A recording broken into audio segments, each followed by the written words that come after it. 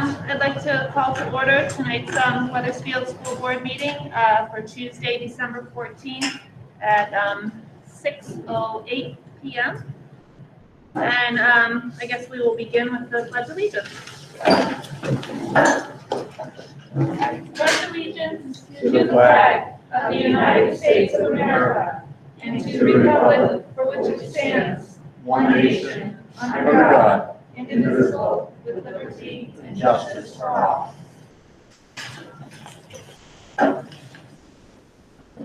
And I would also, just at the beginning of the meeting, like to call for a moment of silence for a former Weathersfield school paraeducator, Jerry Burke, who passed away at her home on November 13th.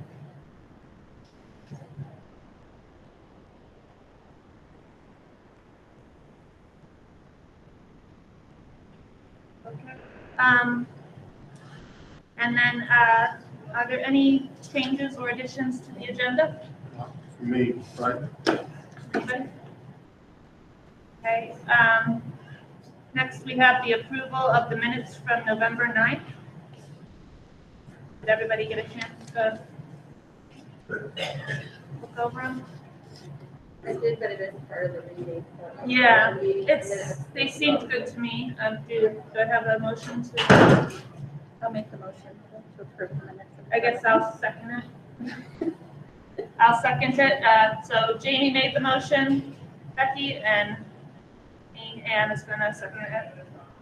And I guess you can still vote though, right? Or should we wait? Kristen's on. Oh, is Kristen on? Oh, Kristen's on. Okay. Hi. Did you get a chance to look at the minutes from November 9th? Yes. Yep. So Jamie has made a motion to approve the minutes, and I seconded it. So, and I guess Jackie wasn't at the full meeting, so she's going to abstain. So we'll take a vote now. All in favor, say aye. Aye. Hi. Okay, that's unanimous.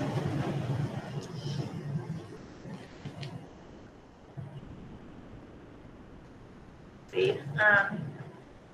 Up next, we have any public participation or announcements from public, not currently on the agenda.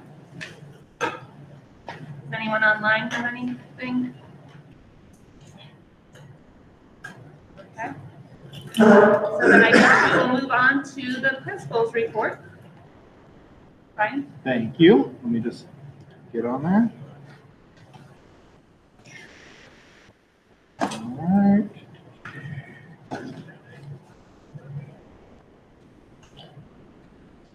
All right, welcome to our meeting for December 14th. This is our lead learner report for this month. First off, before we get started with the report, I just wanted to thank Heather and Julie and Craig, who made our incredible community dinner tonight. So they worked extra hard to get that done. Come on out, come on out. They are who feed our students every day. And they do an amazing job here at school, so we truly appreciate it. Coming from a whole nother state, and a whole nother part of the world, it seemed like. Vermont definitely does it well, and I don't think anybody does it better than Julie and Heather, and then Craig, who is in charge of our Child Nutrition Services program, our food program. So we appreciate all of you guys, and we just want to give you a round of applause. So thank you very much for your tireless efforts for our community and our students. We appreciate you guys. I think it was an excellent turnout for the first one. Look forward to doing more. Yes, and we will do more. So thank you very much. We appreciate you guys. Thank you Have a guys. wonderful meeting, everybody. Thank you. Happy holidays if we don't see. Okay. And then also the swag there on your guys' table is for you guys. Happy holidays from Weathersfield. So we just want to make sure that we take care of you, and you guys, we're working on our brand and making sure that we have lots of it out there, and we're representing Weathersfield. I know I love it when I go out in the community and people know that I'm at Weathersfield, maybe because I'm the new person in town and they just automatically think that, but I don't know for sure, but it's nice to be able to show off that brand. We do have a couple presentations tonight, and our first one, I'm going to let Mrs. Wilmot come up and introduce. So one of the things that we do in fourth grade is we do a Weathersfield history unit. And one of the things that we're trying to do with the Weathersfield history unit is try to bring more contemporary Weathersfield history into our teaching, because it starts 30,000 years ago. And so what I did was I challenged some of my students to do a more recent historical project.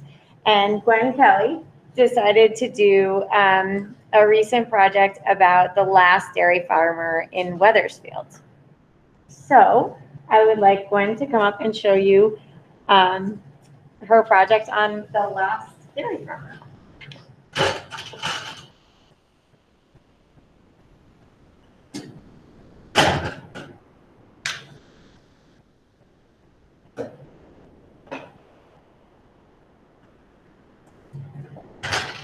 It's not pulling online. Oh. I see it here, but not on. Okay.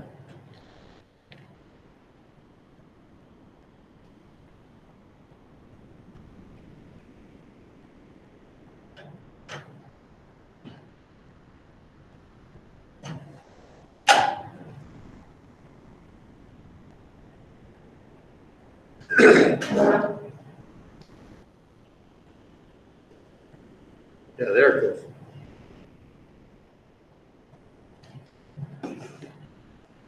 Very good way. My Weathersfield project, dairy farming changes. In my project, I will be talking about the dairy farming changes. Since 1969, 84% of Vermont dairy farming has gone down. $285 million on programs was spent to help dairy farming since 2010 to 2019. People were going out of dairy farming businesses. Half the Vermont dairy farmers are people 55 or older. Dairy farmers relied on migrant workers who have reported bad living conditions and/or have reported bad working conditions. Dave Fuller was and is Weathersfield's last dairy farmer. The beginning of the end. In 1977, the last dairy farmer in Weathersfield, Dave Fuller, graduated from the University of New Hampshire, and a little while after that, started milking 18 cows. Dave Fuller convinced his mom and dad to buy a farm in Perkinsville, Vermont. Dave Fuller owned 230 acres of land on his Plains Road farm. The most cows Dave Fuller had is 100 milking cows and 80 calves. In total, 180 Holstein cows. It was busy at the farm with corn planting in May, harvesting in September and October, and haying in the summer. In 2016 and 2017, Dave Fuller didn't make enough money from milk, so he chose to stop dairy farming. Ben Fuller is Dave Fuller's son and country singer. Candy Fuller is Dave Fuller's wife and a Weathersfield teacher. Kristen Brusso is his daughter and a Weathersfield school board member. Pictures to help you visualize my project.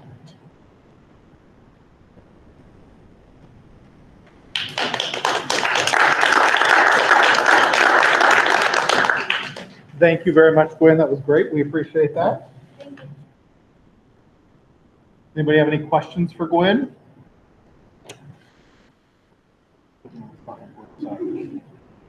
Thank you very much. We appreciate that. All right. Oops. Close that one out. Done. Sorry. Back to that one. Have you seen my tab again? Or you No, we still see Gwen's? we Okay, still let me see switch out of Gwen's here.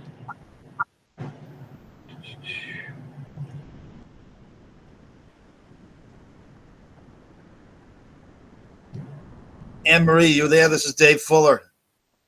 Dave, yes, I'm here. Hey, I want to thank everybody for that. It's the first time I've seen it. I knew right who she was talking about as soon as she said the last dairy farmer in Weathersfield.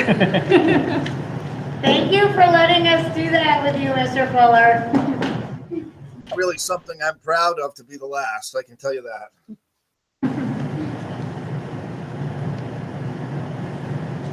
All right. Run, we go present.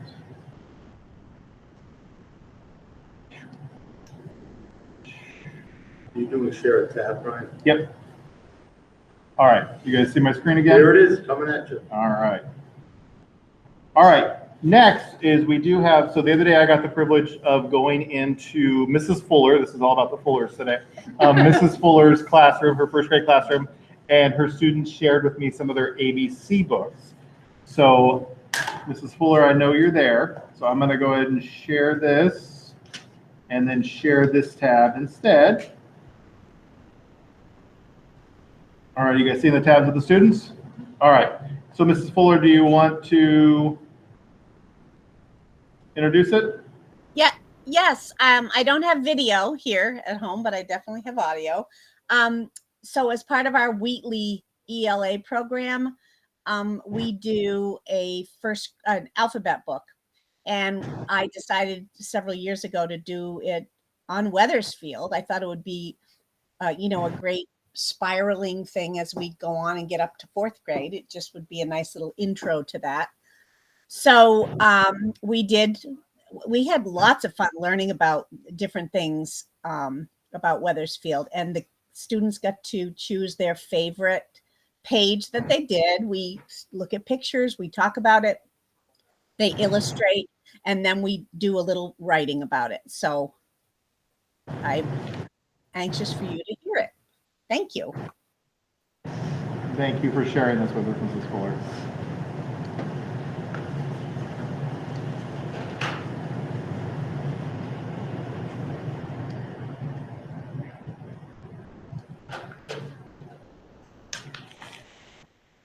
Okay. Technology. I know. We had it all worked out. Always happens. You'll get it.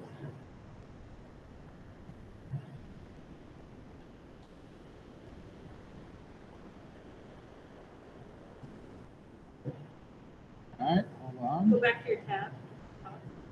Okay. How'd that work?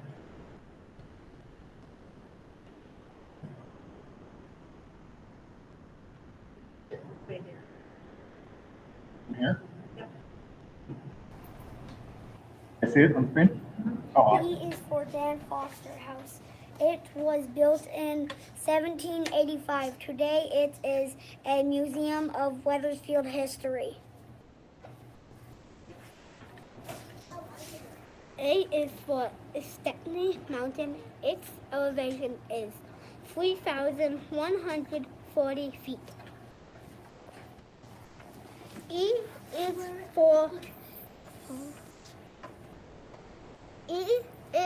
for eagles. These birds of prey are found nested in dams across the Connecticut River. I love eagles.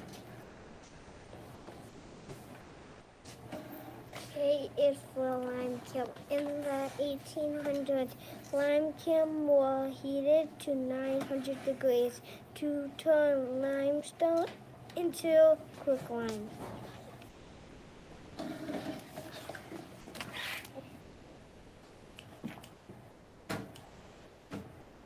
H is for Hawks Mountain. On June 15th, 1947, a B-29 plane crashed into Hawks Mountain. 12 men lost their lives. S is for school. In 1869, there were 13 schools in our town.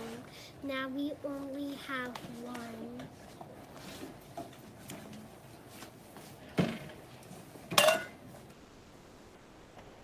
R is for Renee Pond. It was a old glacial pond.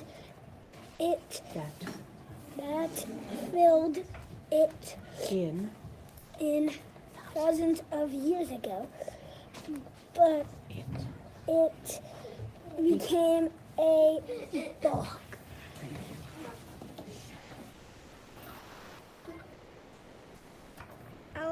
Weathersfield Library. Our Parker Library was dedicated in 1903 and was a gift of Benjamin Franklin blood. These were the Black River. It is 40 miles long and is a tributary to the Connecticut River. And is for maple sugaring. Vermonters have made maple syrup for centuries.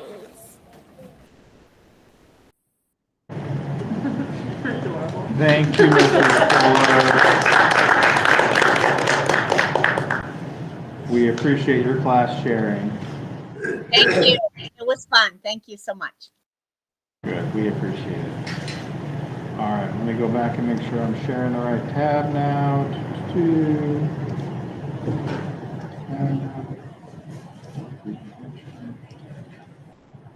All right.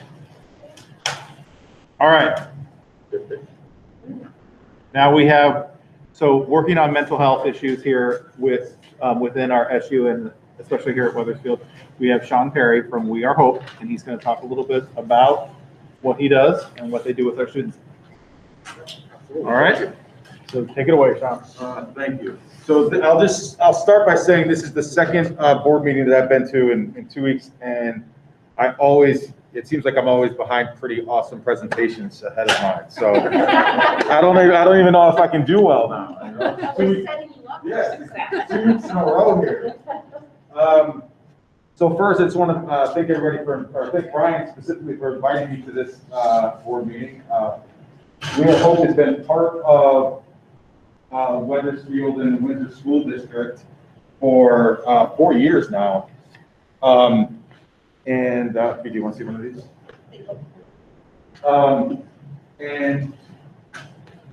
We created this organization based out of a need that we saw working in a private mental health care field where it costs $90,000 for children to get support for 60 to 90 days. And my business partner and I, James thought, that's just not fair, right? I mean, what happens to all the other students? So we created this modality around life coaching, cognitive behavioral therapy, and emotional CPR that would go in and support students directly 5 days a week for a half an hour a day, and really focus on, our main focus is anxiety. And a lot of people say, well, if you're only focused on anxiety, how do we get to all the other stuff, right? We have kids that are struggling with depression, we have kids that are struggling with trauma. And the reality is that anxiety is something that we all struggle with. And when we see kids in classrooms that are having behavioral issues or having traumatic responses, that's actually also an anxious response, right? So if we can't deal with the why, we can't get to anything else, right? If that makes sense. So that is, that's really what we focus on. We utilize cognitive behavioral therapy techniques because they work. There's, 30, 40 some odd years worth of data saying this is the #1 modality to use for anybody that is struggling with anxious behavior or, with therapeutic needs in general, because it supports a lot of different disorders. So we don't claim to be therapists, right? We are all certified life coaches, cognitive behavioral coaches, and then I have a bunch of other stuff that I do as well. And what this allows us to do, and the reason why this modality works, is because we support kids daily. So if you look at any therapeutic basic model, go to therapy on a Monday, we'll just use a Monday as it, and then we got Tuesday, Wednesday, Thursday, Friday, Saturday, Sunday, Monday. There's a lot of days in between for things to go wrong in our lives. Doesn't matter if you're an adult, doesn't matter if you're a teen, doesn't matter if you're a kiddo, right? So this model allows us, what we realized was that what worked really well in residential was consistency. And so this model allows us in our role as coaches to be able to support kids every single day. Make sure that they're getting support in the morning consistently, and then again in the afternoon consistently, so forth and so on. So this year, what we've done is we have partnered with a company called BH Works. Behavioral Health Works allows us to collect our data for the GAD-7, and it's instantaneous, right? So I don't have James sitting in the office at home counting numbers like I used to have him do. I need to know what that says. I need to know it by today. Now we do a behavioral health survey, which spits out information immediately. We are able to find out if a child has PTSD, suicidality, self-harm, severe depression, anxiety, trauma in general, sexual abuse, physical abuse. We're able to find out on the spot any kiddo that comes through our door.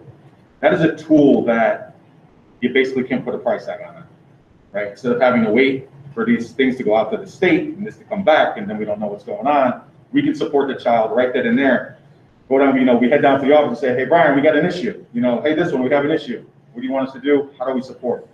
What you'll find, and I guess I'll just start there. What you'll find is if you go to the second to last page, these two pretty colored pages, this is the adolescent behavioral health survey. There's two behavioral health surveys. One is the child and one is the adolescent. The child is the one that the parents do at home based on their age, meaning we don't give it, they get a link and it goes home and the parents answer the questions with the child. Now, the interesting thing about that is we all know how sometimes things can't be true. So we kind of have a fail-safe in that regard, is that we do it at the beginning when they start with us, and when they exit our program, we do it again, so we can see any differences. And then it also allows us to see what changes, because there's some things at home that we're never going to be able to fix, right? Or change, I should say. I don't like the word fix. And then there's some things that we can see a significant change based on the work that we do. The GAD-7 is, and what you'll see on this is, so for instance, we have one student for depression, moderate or severe. That's how based on their score. We have another student with significant anxiety, another one at risk for PTSD, another student with a history of suicidal ideation, and another student currently struggling with suicidal ideation. That is really important to know. Really, really important to know. We have another student with that's at risk for an eating disorder, right? These are things that are not going to pop up in a normal conversation in school. They're just not going to. We have 3 students struggling with, and a child one struggling with moderate or severe depression, and 3 students with significant anxiety. So again, this helps to pull that information immediately.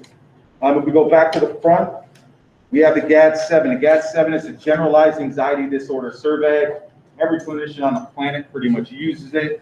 It's not just a clinician tool, it's a tool to measure data, right? So by these specific questions that have been mapped out over the lifetime of therapeutic supports, there's a standard set of questions, and that spits out a number that lets us know where they're at on the anxiety scale and what kinds of supports that they need. You'll see that we have supported so far this year 12 students. As of right now, I know Lindsay's the coach for this school, and she just sent me to 3 reports to read and get approval on graduating 3 new students, or 3 or 4 new students. And so that means we have those 3 or 4 coming out with 4 more coming in, and that's the great thing. So when we're contracted within the district for 6 hours, just so everybody knows, that supports a student every half hour. That means we support 12 students every single day. Now, as those students roll out, we then fill that spot. So that 12 turns into 24, so forth and so on, right?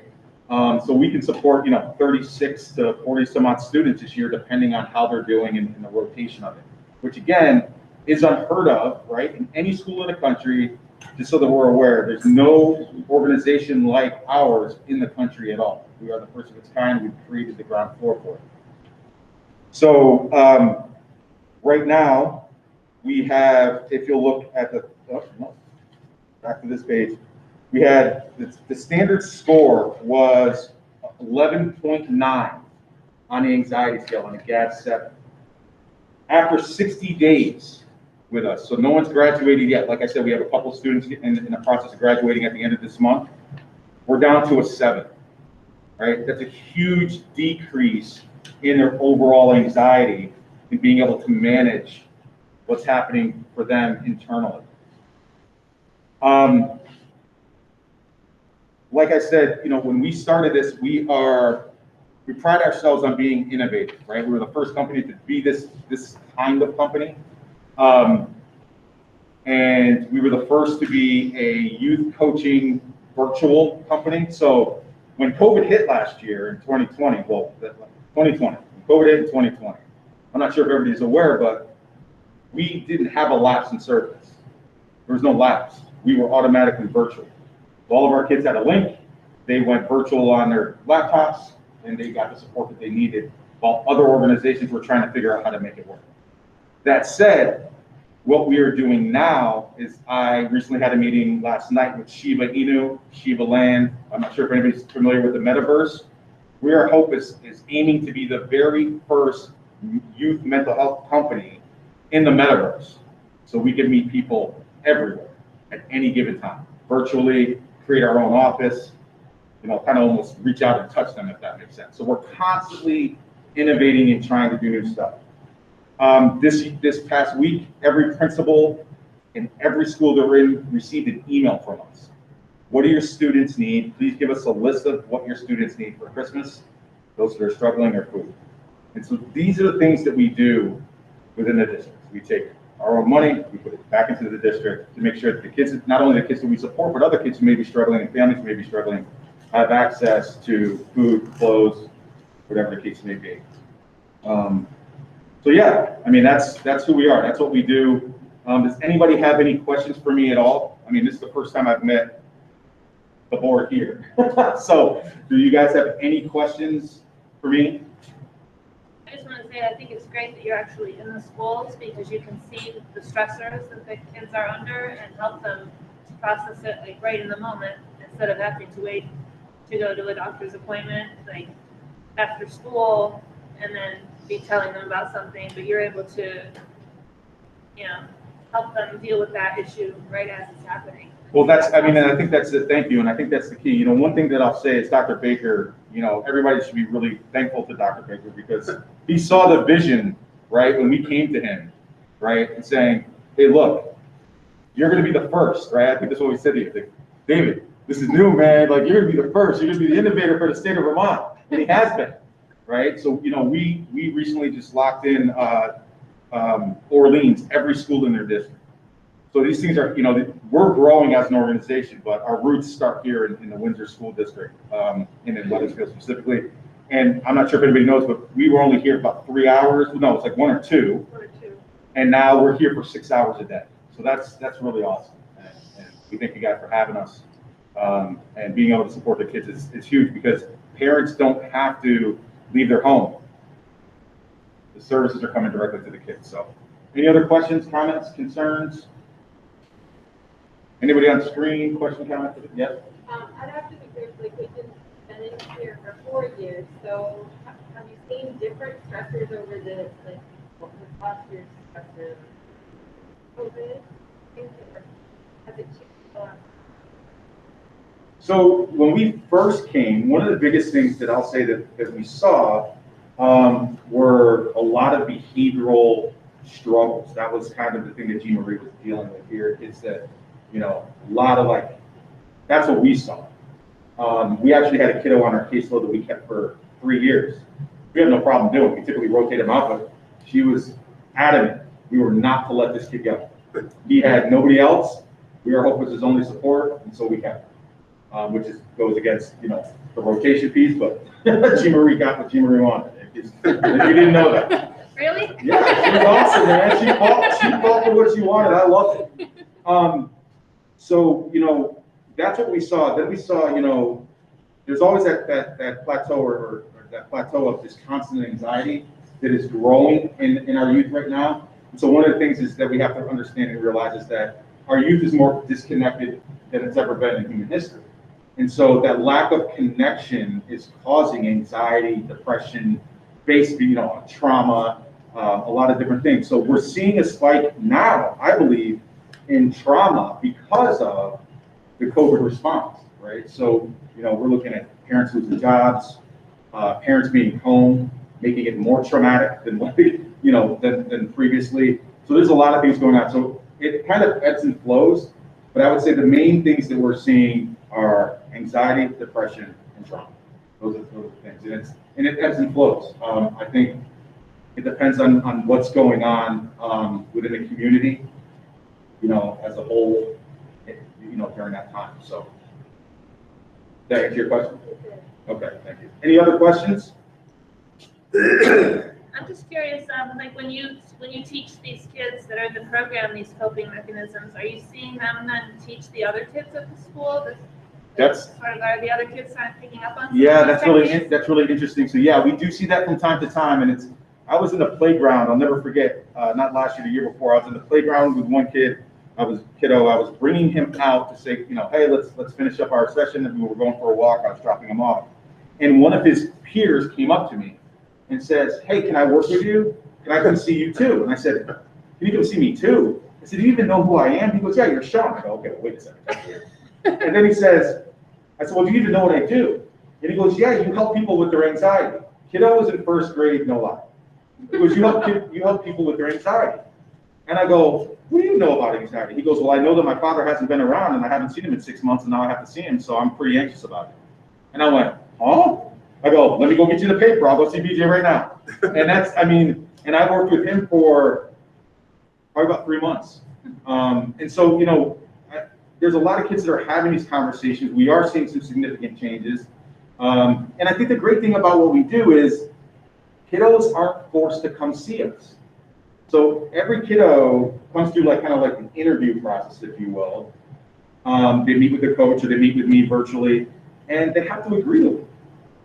And to see, so I want you guys to really process that piece.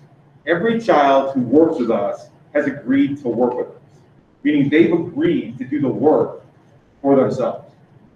That's pretty awesome, right? Especially thinking about a school setting where, nope, you're struggling, you have to go here. Nope, you're struggling, you need to go there. They actually get an option, and 9 times out of 10, they normally say yes. So, any other questions? Sean, I just want to say thank you. You've never given up on us. You've stuck with us, and you're very visible as the owner of a very busy company. That means a lot to me. You've always made the time for us and our kids. That means a huge amount to us. And the boy that stayed with us 3 years, you made a difference to him. Yeah, we did. I see it every day. We talked to him. That kiddo, I gotta tell you about that kid. So randomly, at 10:30, 11 o'clock at night, either James or myself will get messages from him on Instagram. Hey, what are you doing? We're like, well, we're getting ready to go to bed. What are you still doing now? You know what I mean? And he'll go on his spiel or his thing and tell us about, whatever's going on. He hits us up over the summer. That's the kind of organization that we want to be. We want to be part of a community. And I was just telling Brian this morning when I was a little while ago when I was walking in, I was on a call with a school in Pine Bluff, Arkansas, who wants to have We Are Hope come down. And the woman's name is Dr. Lewis, who's trying to get us to come down there. And she says, okay, well, what can you do, so forth and so on. I said, well, listen, I have meetings starting in January. I do a training for youth emotional CPR starting at the end of January, going into February. I said, I'm there every single Monday. I said, but I'll tell you what, I will fly out Monday nights. I will be there Tuesday morning. And if I can't find a coach for you, I will coach that school for the rest of the school year and just fly back home.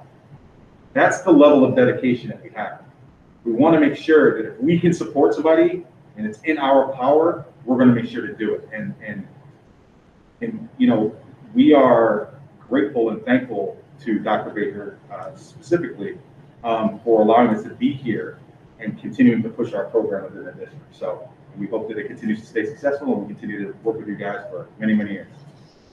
Thanks, Sean. Thank you. Thank you, Sean. You're welcome. We Are Hope is definitely unique. I did not have any of those things at my school in California, so I appreciate Sean and Lindsay being here. All right, moving on. So Leader in Me, ongoing project here at school. It's amazing. So we did have an opportunity on the 19th of November. We had an early release day for staff. And so my challenge to them was, because we have been going slow to go fast, was to put something in place, and they had to do something with Leader in Me within their classroom. So I'm looking forward to hearing back about that. and they're going to be reporting what they did. I know Mrs. Hubner, who's our literacy specialist, was telling me about a lesson that she was incorporating within with the holidays, and it was I'm trying to remember which program it was, or which it was the Year Without a Santa Claus, I believe, and how she was able to incorporate that with the 7 habits. Right now, Ms. Cole is doing her SEL lessons using Later Me lessons like she has been. She's focused on habits 2 and 3 right now. And then she's starting to work on habit 8 with our 8th graders, which is Find Your Voice. Because there is 7 habits, but then they added an 8th habit, which is Find Your Voice. And she's working with students on possible service projects within our school to be able to give back. Enrollment and attendance for November 10th through December 14th. So our total enrollment is up to 236 students. Woohoo! Average daily attendance is 87.46%, and we did have 5 new students. Our average daily attendance did drop a little bit from last month, but we did have quite a few illnesses, and we'll get to the other part of that in a few minutes. So, there we go. So COVID update for the school. So we did have 3 classes that were affected, but the great thing is we've been able to utilize the test to stay to be able to keep children in school. Throughout that process of the test to stay, we did have 4 positive test to stays, but it didn't affect the other students out of 115 tests. We've had 2 vaccination clinics at school so far, and we're up to 46% of our students that are fully vaccinated. So, and that number is growing, which is great. All right, building community. So here's what's happened in the last month within our school. So first off, we had the Weathersfield Veterans Day ceremony, and there's this speaker there. And if you guys would like to later on, I did include the speech in there. They told me to keep it between 5 and 10 minutes, 9 minutes, 51 seconds. So that was pretty good. So if you guys need something to listen to it sometime, then you can click on that link and go there. I won't bore you with that right now. Continuing our monthly conversation with the Chief Spalding regarding fire safety. Naming of the State of Vermont Plow Truck Contest. So we did have Big Bessie here, which is pretty awesome. Saw Big Bessie the other day on 131. Really excited about that. And the driver of Big Bessie happens to be one of our grandparents here. So he gets to drive for Big Bessie, and Big Bessie's on 131 and part of 5. Communicating with town manager Brandon regarding our town report. And then we had our first community dinner tonight at Weathersfield School, which I thought was a pretty huge success. It was a great meal. I will get the exact number of how many meals we served, but I know it was more than other schools within our SU. I'm just going to go ahead and say that. Not competitive at all, not competitive. But I thought it was pretty awesome. It was nice to see the families, and thank you again to Heather and Julie and Craig and BJ and our PTO for helping out there. And even Santa was there to visit students today as well. John Harrison. And John Harrison too, thank you, sorry. Representative. Don't want to forget anybody, so. So Big Bessie comes to Weathersfield. Here's a couple of the pictures that were taken. All of our students got out there. It was a school-wide event. We did practice social distancing as much as possible. But I felt that it was important for our students to go out there to see some of their hard work. And then this is a little fun fact. So the picture on the right where it shows the gentleman in the middle is our driver and the grandparent here. But that picture right there, I sent it to the Vermont Transportation Authority, or VTran, thank you. And so then I got this random phone call, and I almost didn't answer it, but then I did. So it was VTran calling me back, and so the Associated Press got a hold of that picture, and they wanted me to release the rights, since I was the photographer of that picture, so that they could share that picture across the nation. So I could be a nationally recognized photographer again. So a little far-fetched, but I thought that was interesting, but it was awesome to see. And believe it or not, that was my first time being in a snowplow. Had never had that opportunity before, so I did share that photo with some of my colleagues back in California and said, look what I get to do. Most of you have never done that. So that was pretty awesome.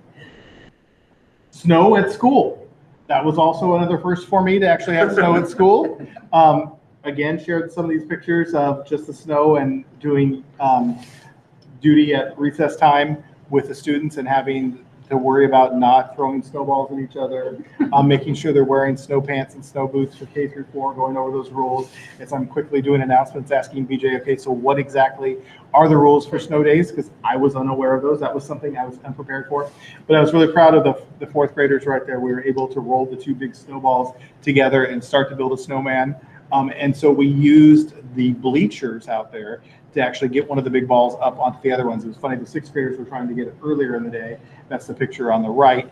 And they couldn't do it. And so we looked at it to see what we could do last Friday, and we got it up there.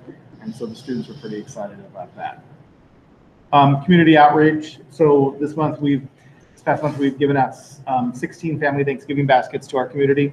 The extra food went to the food shelf as well. We have Christmas presents coming out to school families. So thank you, the LDS Church and the Scotland Union Church, for the support. And then community and staff members picked up the rest of the extra donations to help out. So those will be going out next week to our families here at Weathersfield. PTO update. So they've had 2 fundraisers. They've had the Meadow Farms online gift sale and then the Weathersfield apparel. So we have lots of students. Those got delivered today to most of our students. So it's exciting to see our brand out there and what Weathersfield is. So we'll start to see more and more students with those. They also received a $1,000 grant from the Claremont Savings Bank to offer mini grants to staff for innovation in education. And then they are giving out holiday gifts for every student and staff member next week. And then they're still hoping to have that car show in May, depending on what type of health issues we're having at that point, to support 8th grade. So mission, vision, and core values, it is an ongoing process. I hope to be able to be presenting something to you this month. It did not happen. So that was my first fail, my first attempt in learning here. So we have gotten additional staff input. We did that back on that November 19th day as well. We are working on getting our students. So I do have a group of students in 6th, 7th, and 8th grade that are going to be meeting with us to go over some of the ideas that the staff had and to also get their input on mission, vision, and our core values. And then to also look at our community at our next coffee with the lead learner in January. And then hopefully we'll be able to present something to you, the school board, by February. So that's our hope, but it is a process and we want to make sure we get it done correctly. So Makerspace at Weathersfield, I mentioned this last time, so I kept the slide in there about the importance of a makerspace and looking at what we want to do with it. Benefits of the makerspace, I know I don't have to sell you guys on that, but then here are what our next steps are to create a makerspace at Weathersfield. So first off, we'll be meeting with our facilities through the SU to see about how we can use our existing computer lab to turn that into a current makerspace, meet with outside companies to help develop that space, visit other makerspaces in schools and in the community. I know Claremont, for example, has a makerspace, a community one. I'm checking in on that. And then match an existing staff member who can be able to run that space and run it effectively for our students and our staff. And then offer training for that person and that staff member, and then utilize resources to help fund the makerspace. Upcoming events. So it was really important to myself and to our staff to be able to have our holiday sing-along. So we will be doing that virtually. So students have been recording that with Mr. Shambo. And they will be presenting that, so that each class has been working on that. So we should have that all done, and then we'll send you guys out that link for next week so you guys can see the holiday sing-along. We are having an early release date on December 22nd. It was supposed to be this coming Friday, the 17th, and we changed that to the 22nd as an SU to be able to help out with families. And then we have our winter holiday from December 23rd through January 3rd. We have a staff development day for students for staff, for our teaching staff on January 4th. And what's awesome is about that is they had the opportunity, we were finding that as an SU, for teachers to be able to take some classes that they can, if there are certain interests. So we have that to teach the teachers certain things, and then they can also lead their own learning. And then we'll have them back here at the building for the end of the day. And we have a special relaxation exercise that we've been working on. So they're going to be doing a project as a staff together. They don't know about it yet, but we'll share that with them when it comes a little closer. And we'll share you some of the details, some of the finished products when we come back at our next board meeting. And then we are having our virtual coffee with the lead learner on January 12th. So we hope to get some good information for our mission, vision, and core values. So that is it for my principal's report, my lead learner report. Thank you very much. Thank you. Thank you. Next is the superintendent's report. David? Yeah, Brian's gonna be my wingman here with, I'm gonna hit that enter again, actually, just, I don't know why it does that, but it does that. And notice the green and red, right, the holiday colors, it's, you know, we gotta keep this, Can't see it. keep thematic, well, sorry about, no, you can on my screen, you can't up there, sorry about There, I that. can see it now. Yeah, get those glasses on. That's all right. We're gonna move through this pretty quickly because Brian already did cover some of these areas. The COVID update, he talked about that. What I didn't realize was that, and neither did any of the principals or nurses, how time consuming that test to stay would be. But I will tell you, they're doing an excellent job. And as Brian said, we're keeping kids in school, which was the goal. But it is, you know, it's stressful for the kids, the staff, nurses, but everybody pitched in to make it work. Next bullet. Yeah, and I think that just brings up those reminders that in this time of high transmission rates, that we just need to go back to the basics, the masking, which we do, sanitizing, distancing when we can, and taking quarantine seriously. And I think, you know, that'll be something we sent out some travel guidance, and I think that's going to be important for people who are traveling especially. And we do have some staff members who are traveling outside the country. So when we do that, we just have to be careful, check with the nurse, they know all of the rules, and we can do this safely and get back here on January 5th, safe and sound. Second dose vaccines, as Brian said, have been deployed. And whether or not we'll set up any other clinics, I don't know. We'll talk about that after the holidays, but I think it was great that we did it. It's nice to hear that almost 50% of the student body here is vaccinated. And I will tell you, 96% of our staff across the supervisory union is vaccinated, fully vaccinated. So I think that's a credit to the board, the SU board especially, who put in that vaccine mandate early in the year. Next slide. Staff and student stress, I don't have to talk about this. Everybody knows that it's there. And I think that Weathersfield does a great job of trying to keep levity and a sense of humor, but it's not easy. And I think anybody on this call who works in this building will tell you that this is a much, as we said before, a much tougher year than last year. And part of it is the transmission rates are higher than they ever were back then. And also we don't have the same flexibility.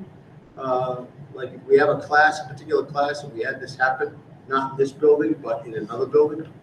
Last year, if it was a real high rate of transmission and, you know, we only had 8 to 10 kids that could stay in school, we could just go remote. And we're trying to avoid that this year, and we don't really have the authority to do that. So the staff's being very patient about that, and so are the students and the families, because that test to stay requires the families to also transport their own kids, to do things in a timely manner, to sign a bunch of paperwork, and they've been doing it, and they've been doing it gracefully, and we really appreciate that. There might be another bullet on there. Everyone is looking forward to the break, I think. You know, that would be nice that's going to come next Wednesday. And then, and again, I said that. Shout out, not to Emily, but to Emily and the staff for making all of this work. Next slide, negotiations, good news, and we have to take care of this tonight. I probably should have added that to the agenda. Sorry about that, Ann. But yeah, I have a note about it. good, yeah, we did settle the contract, and so the board needs to ratify that tonight. We're trying to get everything ratified by the end of the month, and the teachers are trying to do the exact same thing. And Jackie was part of that negotiating team, and she will tell you it was a difficult process, as it always is. But I think in the end, we came up with an agreement that is equitable across the supervisory union and was a win-win for both the teachers and the board. Support staff negotiations start tomorrow. There's no rest for the wicked, as my mother used to say. So we're going to jump right into ESP negotiations. And hopefully, we're feeling cautiously optimistic about that. We'd like to sign, much like we did with the teachers, a multi-year deal. We have a 3-year deal with the teachers, and this year is the first year of that, so we don't have to negotiate for a couple of years, which takes a lot of stress off of staff, and we'd like to do the same thing with support staff. Try to get it settled and get it settled for more than 1 year. So we'll talk more about that later on. Equity Task Force is meeting. We've got the task force that finished up last night, doing an outline of action steps for rollout of our policy. As you know, we did adopt that policy as an SU, the anti-racism and equity policy, and now we have to kind of make that policy actionable. And so we are going to, right after the holiday, take that outline of action steps, turn it into a 3-year plan, so we know exactly what we want to do in the first year, second year, and third year. We will bring that plan to the SU board. Lavelle Brown, who's a superintendent at Ithaca, New York, has been doing this work for a long time. He's sharing some professional development with a small number of us. And then we are also in conversation with the Springfield school district, because they are going to do a full equity audit. And by equity audit, that means looking at curriculum, policy, and practices in the district and getting a baseline of how equitable they already seem to be. And we felt if we could partner with Springfield, then maybe we could save a little bit of money, and we could, we're certainly close enough as an SU to the Springfield district. So I've been in touch with Zach, and we're going to try to do some things together with respect to that and keep those costs down. But we did put money in ESSER for equity work. That's how we've been paying Melissa Crum. That's how we hope to pay. For that future work. Originally it was for a DEI, but we haven't hired one of those yet. So that leaves that money in ESSER to do those kinds of equity projects. I think, is there one more slide, Brian? That might be it. Oh yeah, the budget update. We're going to talk about that tonight, so I won't spend a lot of time on that. And Brian's going to, the local budgets are in development phase, but Brian will go over with Ed's here tonight where we are. But as always, the state numbers will trickle in. This month, the final CLA, equalized pupil and student yield. We've got some tentative numbers, but nothing final. So we will have to have one more meeting right after the holidays to finalize our budget, look at that tax rate. And tonight, hopefully, we can have some conversations about how we might want to allocate that surplus. But we'll have more serious conversations about that when we know what the tax worksheet looks like. So that being said, I think I'm done. If you don't have any questions, then I think we'd be ready to move on. Actually, I do have one question. The cost of loads. So we have mandated vaccines. What's being done about food for staff? Yeah, that's a good question. And I almost brought that up at the SU meeting last night because right now our mandate was for fully vaccinated first dose, second dose for Moderna and Pfizer, and then the 1 dose for J&J. So we haven't really done that yet, but I think we can talk about that at maybe January's SU meeting. What I've heard is that most of our staff, from just anecdotal data, is getting the booster shot. It's being encouraged, but we have not. That's a great question, Jay. I almost brought it up last night and forgot about it. Okay. We'll bring it up in January. And thank you, Jackie, for all your hard work on the teacher negotiations. I know you and Bill Yates and Scott Richardson put a lot of hard work into that. We all appreciate it. Thank you. Thank you. Bill, you certainly are.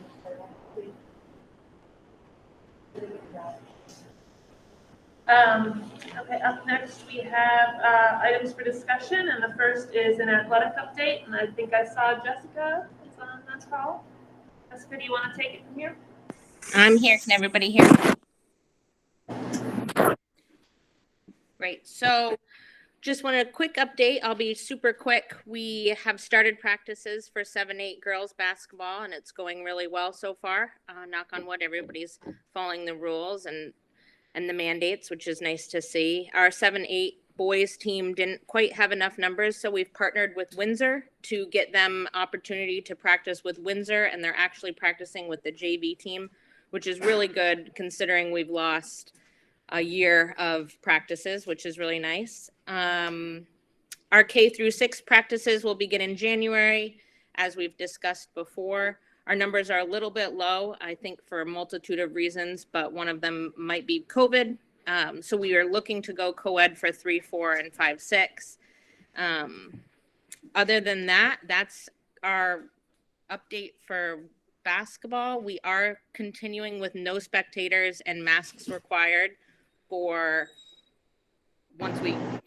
forever, but once we get into January, and then we'll reevaluate that if we need to. If things are going really well, as David Baker said before, we might start to allow some spectators with limited numbers, limited capacity for games, but we're going to try to figure out how to stream so that families will have the opportunity to watch their student athletes play once we begin games. I also wanted to give everybody a quick update, and I know I've sent it to BJ and it's been sent around before, is that Ski Vermont offers a 5th grade passport. And I know that some people are familiar, but some might not be, but they're also offering it to 6th graders this year too, which is a great way to get a few more kids interested in skiing. It's $20 for tickets over 20, I think, resorts for Alpine and Nordic. So skivermont.com will have information on that. But I just wanted to say that one more time in case folks are interested in learning about skiing. Thank you, Jessica. Does anyone have any questions for Jessica?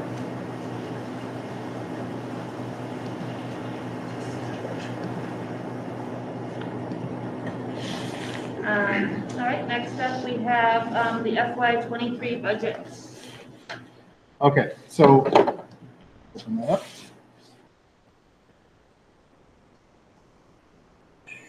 Everybody see that okay, or do we make it bigger? It's not on the... Oh, it's thinking there for a second. It's thinking on the big screen.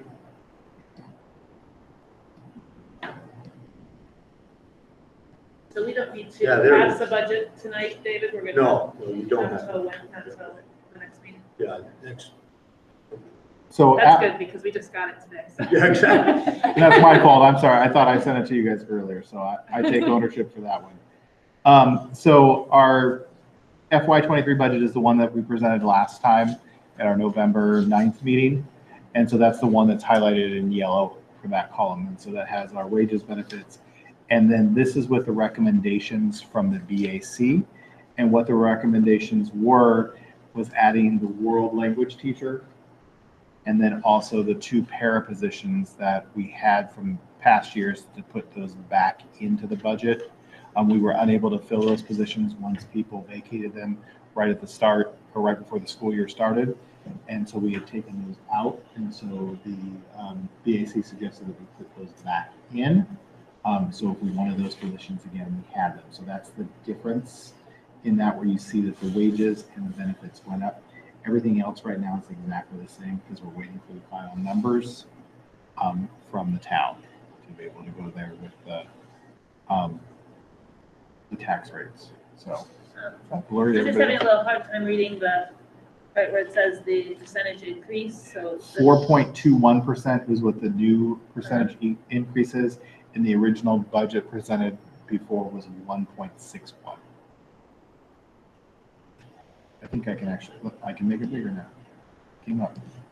This is the same as what you sent us earlier today, right? Correct. Yeah, this is the exact one that I just sent you earlier today, and I apologize. I thought I sent that earlier. And the difference, just to repeat, is the foreign language. Foreign language and the para, And the 2 paraprofessionals. para positions with wages and benefits. The world language teacher, what? That's for a full-time position, and it's an Full-time. average salary based on, so Yeah. that we're hit with. Could be We've bigger. probably been at least 3 years without one, right? No, it's just 2 years, right? 2 years. 2. Okay. I'm just trying to remember when we stopped. It was the year after COVID. Fall of 2020 was the first time we did it. So we're working on our second year now. So, and just trying to get somebody is going to be a challenge. I mean, trying to get somebody to Yeah. who's got that, Especially in this condition. you know, Although people want to come to Vermont. Yeah, people do. I love it, you know? So that's People what from the, far away. like to Yep. come to it. still trying to drag people from California here, so working on it, telling you. So I So, think, I think one of the things tonight, we don't have to spend a lot of time on this because we don't need to make decisions certainly until that next meeting. And again, it's here, he'll get that tax information as it comes in, then he does his magic with that worksheet. And there are things you're still waiting on, Ed? So there'll be a few things that'll change. Some, teachers' retirement fund is, has a bunch of mechanisms to offset the $660 million deficit in there. So for instance, if you're a teacher that was hired after 2014, every year the schools have to augment their retirement with about $1,350. So the number, it goes up every year. So I haven't gotten that number yet, so I'm gonna have to update that. We have the old number in here now, so it won't be like a huge Yeah. difference, but No, it won't be. It'll be $20 maybe. But those are the kind of things that I'm waiting for. It's not just the numbers to calculate the tax rate. There's some numbers that are part of figuring out benefits and things like that. That will be in there. Ed, did you want to talk just for a second? I'm sorry, were you done? Okay, because I don't know that the board realizes that, because I didn't completely, but that state special education, or that state ed, the money came in, it was late, right? It just came in about a month ago, which did alter the surplus situation in Weathersfield. I'm not sure. From the time that I did the last, I gave numbers for fourth quarter of FY21, which is essentially your year-end balance. And the new year-end balance is $568.89. And it changed a little bit because at the end of every year, I have to submit a report, the final report to special ed, the AOA special ed department, and then they take that report and they calculate what we'll get back for reimbursements. And we only got the reimbursements for FY21 about 2 weeks ago. So when I presented it to you in September or June, the FY21 numbers, it was an estimate of what that would be. And when I got the numbers back from the state, it was a little bit more than, well, it was more than what I had estimated. So it did change the balance here. I know, is that the figure that we can apply this coming year, or is that the year? Yeah, that is. You could either take that money and you could put it towards tax relief as a revenue, or you could use it, sometimes you put it in capital reserve. I think we as a board made a decision, I mean, I guess we could change our minds, but previously we made a decision to give that back to the taxpayers, so. But I guess it's up to the current board to decide if we can do this one. Part of our policy. Yeah, if you still feel resolved about that, then, you know, that's part of when Ed calculates the tax rate, he can figure that. He can put that in the revenue column, and then everything will flow from there. Ask a question. Does that rate, the total up there that it's increased to, does that include the new raises of the teachers? It includes my estimate, which is pretty close. I haven't put the new salary grids in yet. We just got them, but I'll do that as well. I'm just curious. Yeah.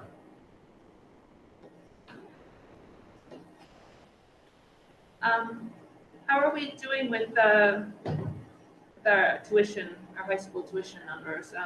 Just trying to see. I know that this year's 8th grade class is on the smaller side, correct? A little bit. Yeah. 23. How does that balance out with the ones that are graduating? It's about the same. There's only one or two differences. Oh, is it? Yeah. It's not much. So it's going to be approximately Be a same wash. as last year.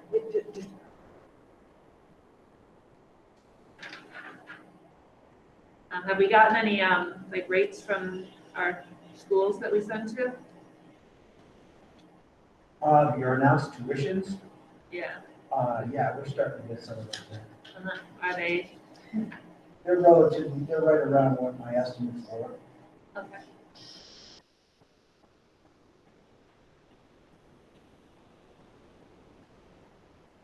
Does anyone else have any questions concerning the budget?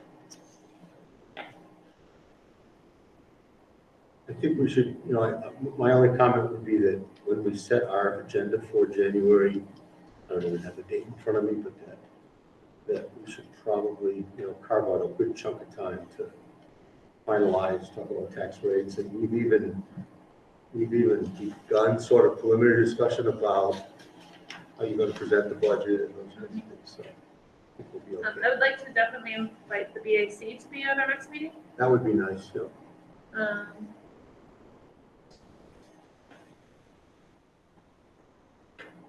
Those who can come, I'm sure they'll be willing. Yeah, even if it's just online. Yeah.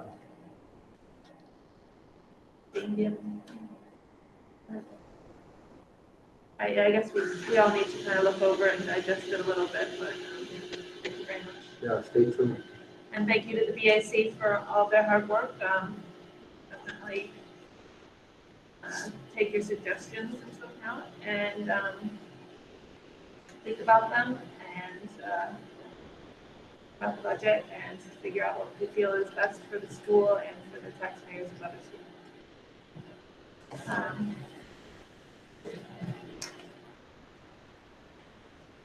Up next, we have items for action, which the only thing I have on the list is to ratify the 3-year teacher contract. Right, Is there anything else that we need to do? No, I think that's it for items for action, and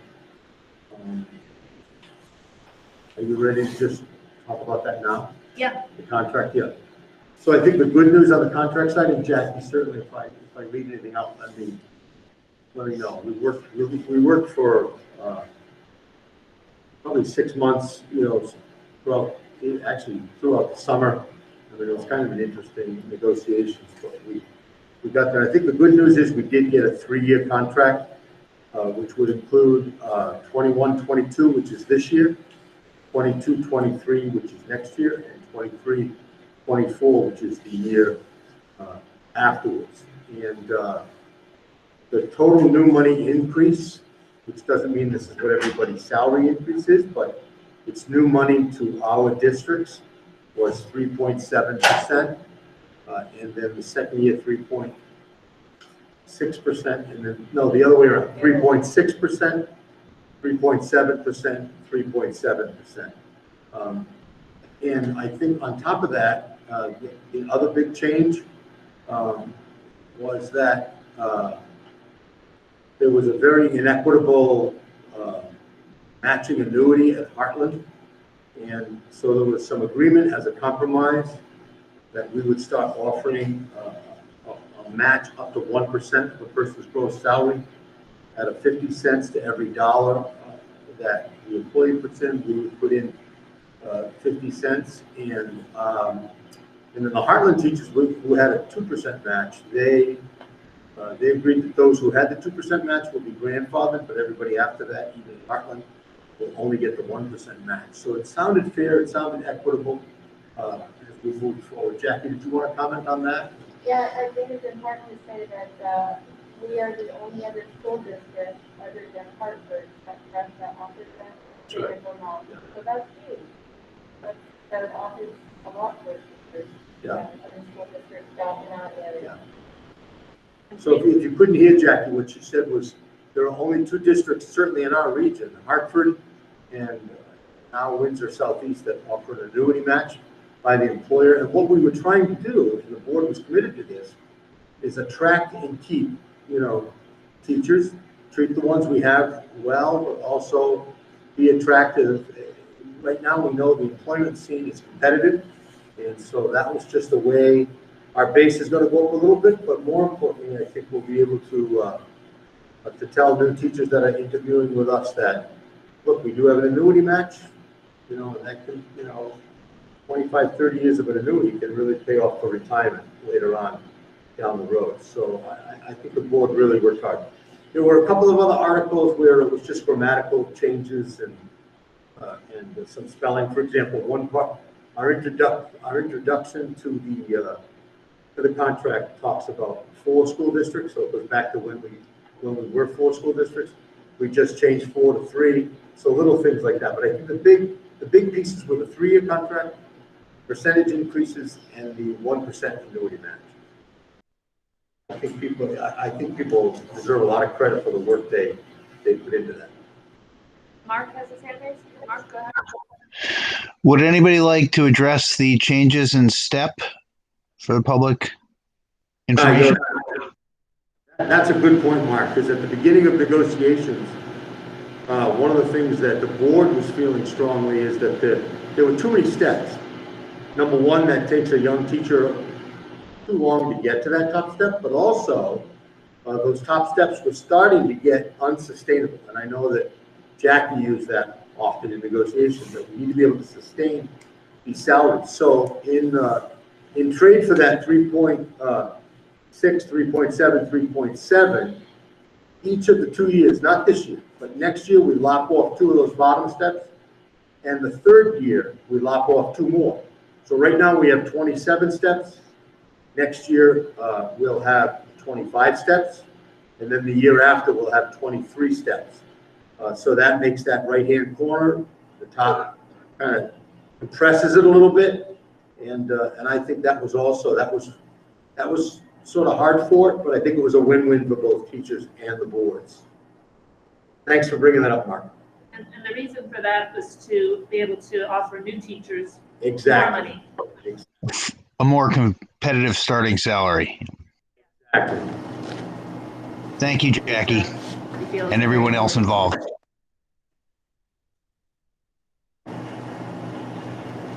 So, I'm sorry, if there aren't any So I more. just wanted to say that with the savings plan, also at the meeting last night, it was mentioned that younger teachers, when they pay towards their student loans, we will match into their retirement fund half of what they pay on their student loans, up to a certain 2%. Right. Right now, we're waiting for federal legislation that would allow us to take that 1% match, actually, and instead of putting it into annuity, actually start paying off student loans, because the federal government's going to allow you to transfer the annuity monies like that.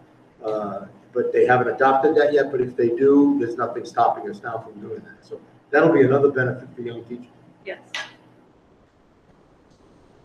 So thank you very much, because I think you did a lot to help attract new teachers to our district. This is what we want to do. We want to attract good new teachers to our district. Also keep our old ones, but attract good new ones as well. Yep. All right. So I guess, does anyone want to make a motion to ratify the teacher contract?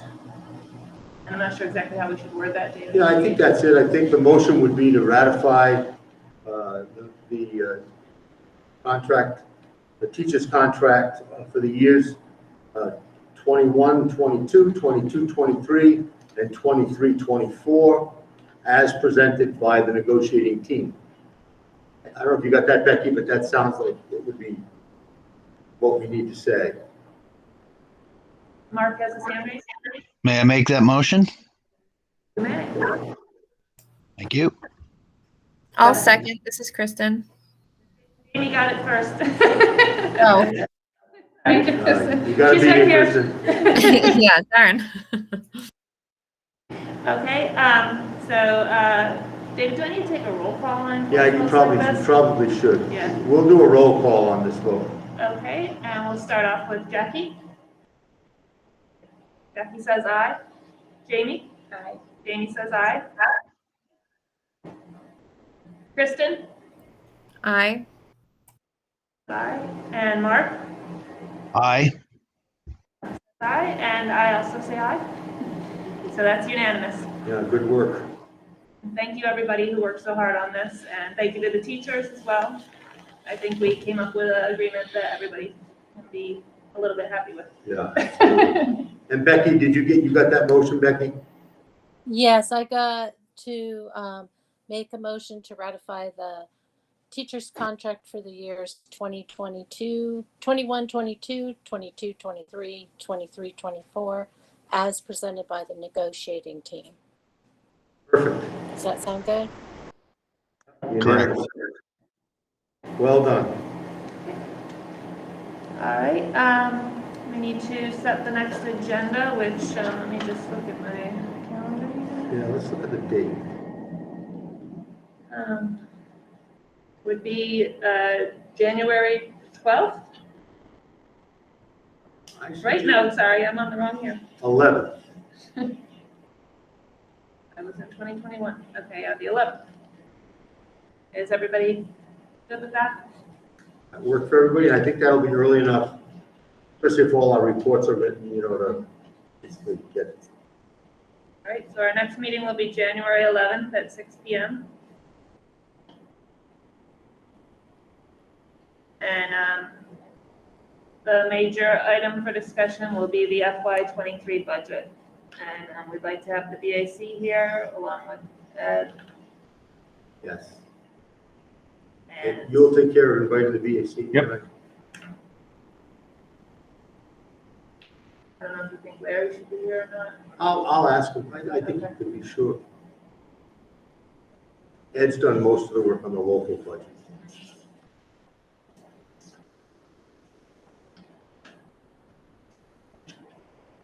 Any food before we start, Ryan, next time? We'll see. You and I will bring dessert. Okay. Does anyone else have anything that I don't think we need another athletics update. I know we were supposed to, DJ, did you ever get the Hicks-Nichols committee, the listing of when their terms expire? Okay, so on the last the meeting when they were nominated to, or you guys voted them on the committee, I watched the board taping on that, and so it said, Sean had said that the committee will decide what their term limit should be. Oh, so they've got to work that out amongst Yes, themselves. so I've informed Diana Stilson that, and she's working on that. Okay, awesome. And they're going to meet again after the holidays. Okay. All right, so that's taken care of. Anything else?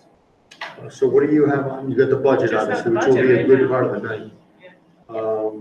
I can't think of anything other than, again, I mean, the usual, COVID. presentations, if we can think of anything, Yeah, I think that's good though, to have it dedicated to budget. Okay. And can we please get the budget every meeting? Yeah, oh yeah. It's Well- very difficult to ask the question. You have I know You guys have all Brian. the other part though. The only change was just that one section, so. Yeah. Yeah, you have, what you got last time was So, free. yeah, so if That's all. Ed can get us any of the other stuff like the That's Friday, right, the Friday before our meeting, so if we could have it, so then that way we could all have the weekend to look it That would be over. at 10, 9, 8, That's like the 7th. 7th, so if Yeah, if I think everybody he can can. have any So information. you'll have the about tax 7th. worksheet, the tax rate, Uh-huh. and then the detail and that little summary. It'd be awful close to getting those figures, so don't be alarmed if he doesn't have them. Yeah. Because it happens around the 12th to 15th Oh, really? of January. Sometimes, depends The on the CLA, legislature. it has, And it's always a projection, right? Because the legislature, halfway through the legislative season, could change it. But I think we'll have enough that we'll be able to make a decision that night. And at least vote on an expenditure budget. That's what you really want to be able to do. But we'll get it out early.